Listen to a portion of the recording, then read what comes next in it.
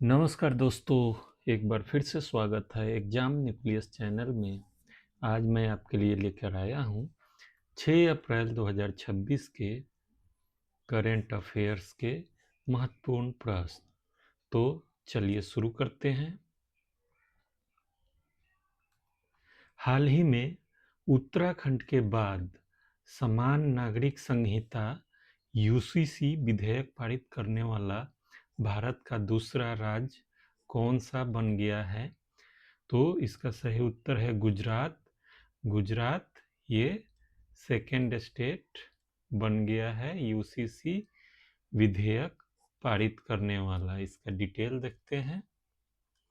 तो गुजरात विधानसभा ने 4 अप्रैल 2026 को यूसीसी विधेयक पारित किया है। इसके साथ ही गुजरात उत्तराखंड के बाद इस ऐतिहासिक कानून को लागू करने वाला देश का दूसरा राज्य बन गया है। चलिए अगले प्रश्न को देखते हैं।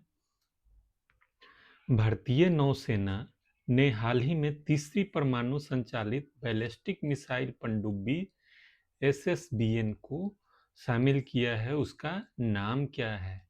तो उसका नाम है INS अरिदमन। चलिए इसका डिटेल देखते हैं। तो भारत ने अपनी परमाणु प्रतिरोधक क्षमता को बढ़ाते हुए INS अरिदमन को कमीशन किया है। यह K4 मिसाइलों से लैस है और भारत की तीसरी उन्नत SSBN पनडुब्बी है। तो INS अरिदमन नौसेना में शामिल हो चुका है। अगले प्रश्न को देखते हैं। अप्रैल 2026 में किसे म्यांमार के नए राष्ट्रपति के रूप में नियुक्त किया गया है? तो इसका सही आंसर है जनरल मिन ऑन्ग हलिंग। मिन ऑन्ग हलिंग को म्यांमार की सैन्य परिषद ने औपचारिक रूप से राष्ट्रपति नियुक्त किया है। यह कदम म्यांमार की राजनीतिक परिदृश्य में एक महत्वपूर्ण सैन्य बदलाव को दर्शाता है। तो मतलब राष्ट्रपति के रूप में जनरल मिन ऑन्ग हलिंग को नियुक्त किया गया है। और किसने किया है? ये वहाँ की सैन्य परिषद ने किया है। अगले प्रश्न को देखते हैं। भारतीय सेना के उप सेना प्रमुख VCOS के रूप में किसने पदभार ग्रहण किया है? तो लेफ्टिनेंट जनरल धीरज सेठ ने ये पदभार ग्रहण किया है। तो इसका डिटेल देखते हैं। लेफ्टिनेंट जनरल धीरज सेठ ने अप्रैल 2026 में भारतीय सेना के नए उप प्रमुख का कार्यभार संभाला। वे इससे पहले दक्षिणी कमान के प्रमुख थे, साउथर्न कमांड के प्रमुख थे। चलिए अगले प्रश्न को देखते हैं। प्रतिवर्ष 6 अप्रैल को मनाए जाने वाले विकास और शांति के लिए अंतर्राष्ट्रीय खेल दिवस की वर्ष 2026 की थीम क्या है? इसका थीम पूछ रहा है। तो इसका सही आंसर है ऑप्शन बी, सभी के लिए एक टिकाऊ भविष्य। तो सभी के लिए एक टिकाऊ भविष्य इसका सही आंसर है। इसके डिटेल को देखते हैं। तो संयुक्त राष्ट्र द्वारा हर साल 6 अप्रैल को यह दिवस मनाया जाता है। 2026 की थीम खेलों के माध्यम से शांति और विकास के लक्ष्यों को प्राप्त करने पर केंद्रित है। तो ये है इसका डिटेल।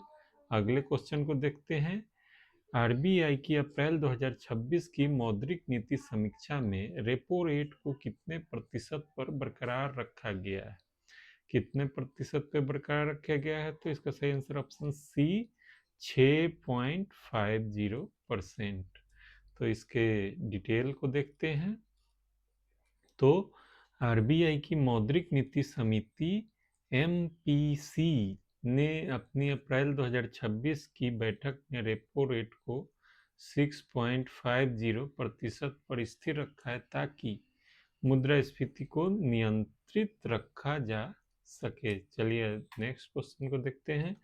हाल ही में राष्ट्रीय समुद्री दिवस पर किस पोर्ट को सर्वश्रेष्ठ बंदरगाह 2025-26 का पुरस्कार दिया गया है? तो ये जवाहरलाल नेहरू पोर्ट को दिया गया है। इसका डिटेल देखते हैं। तो JNPA को उसकी परिचालन दक्षता और शिपिंग क्षेत्रों में डिजिटल नवाचारों के लिए देश का सर्वश्रेष्ठ पोर्ट घोषित किया गया है। अभी अगले क्वेश्चन को देखते हैं। तो प्रसिद्ध कवि प्रभा वर्मा को उनके किस काव्य उपन्यास के लिए सरस्वती सम्मान 2025 दिया गया है? तो इसका सही उत्तर ऑप्शन है रौद्र सात्विकम। रौद्र सात्विकम के लिए उन्हें सरस्वती सम्मान से सम्मानित किया गया है। इसका डिटेल है। मलयालम कवि प्रभा वर्मा को उनके उपन्यास रौद्र सात्विकम के लिए 2025 के सरस्वती सम्मान से सम्मानित किया गया है। चलिए अगले क्वेश्चन को देखते हैं। भारतीय सेना ने हाल ही में किस स्थान पर संयुक्त सैन्य अभ्यास शक्ति 2026 का आयोजन किया है? किस स्थान पे? तो ये पोखरण राजस्थान में आयोजित किया गया है। ये अगले क्वेश्चन को देखते हैं, इसका व्याख्या देखते हैं। तो यह अभ्यास आतंकवाद विरोधी अभियानों और आधुनिक युद्ध कौशल के परीक्षण के लिए राजस्थान के पोखरण में आयोजित किया गया है। तो इसका पोखरण राजस्थान सही उत्तर है। अगले क्वेश्चन को देखते हैं। विश्व बैंक की अप्रैल 2026 की रिपोर्ट के अनुसार वित्त वर्ष 26-27 के लिए भारत की GDP वृद्धि दर का अनुमान क्या है?